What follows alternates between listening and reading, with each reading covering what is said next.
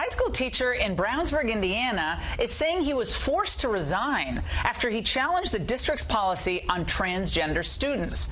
That policy requires teachers to address these students by their preferred name instead of their birth name.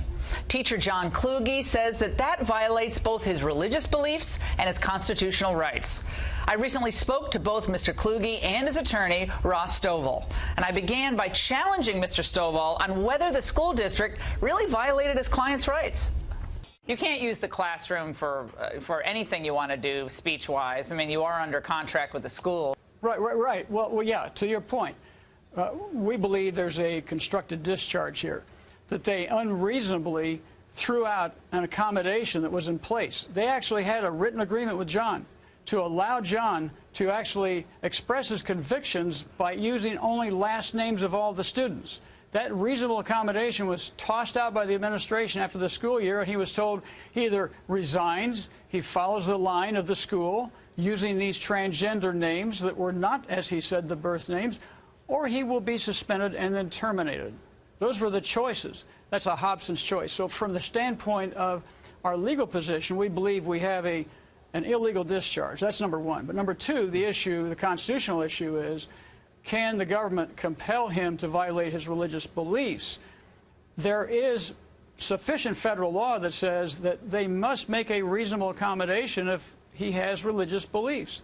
And those cases are really well established around the country. We believe this is a new one, though, because this deals with an insidious effort by a governmental entity, if you will, a school paid by taxpayer funds. So we see this as a different wrinkle than we've seen before in the cases coming up.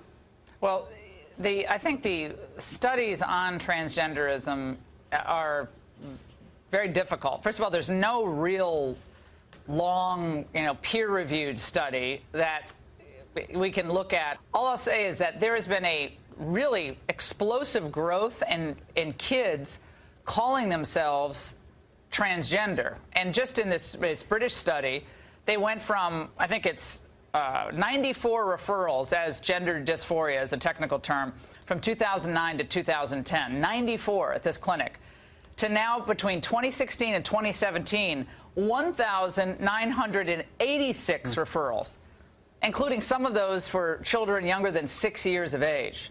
Now, a lot of people are thinking that this could be gender-affirming treatments or actually encourage kids who call themselves transgender. Most of them grow out of it.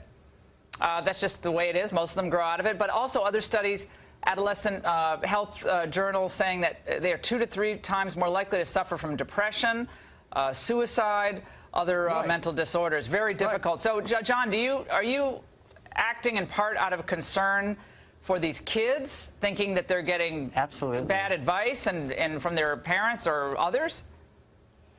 I do really care about these students, and that is why I wanted to kind of sidestep this whole issue. I wanted to focus on teaching the kids orchestra, on being able to reach out to them, and I have been able to, over the course of this year, cultivate friendly relationships with my students, including these transgender students of mine. And I really want to continue teaching there. I love these kids, and I want to continue that work I've done. John, what was the reaction from the other students? They must have heard about this. What grade are we talking about here? 9 through 12. Okay, so what was the reaction of the other students when this student suddenly changed names in the middle of the term? Well, in my class, because I've been referring to students by their last name only, it hasn't really been a topic that's been discussed. We focused on working together as a team to create beautiful music. And so I think I've been successful in being able to create a culture in my classroom that they are respecting each other, and I expect them to, and I care for them and do respect them all. All right. And Ross, the suit being filed in federal court?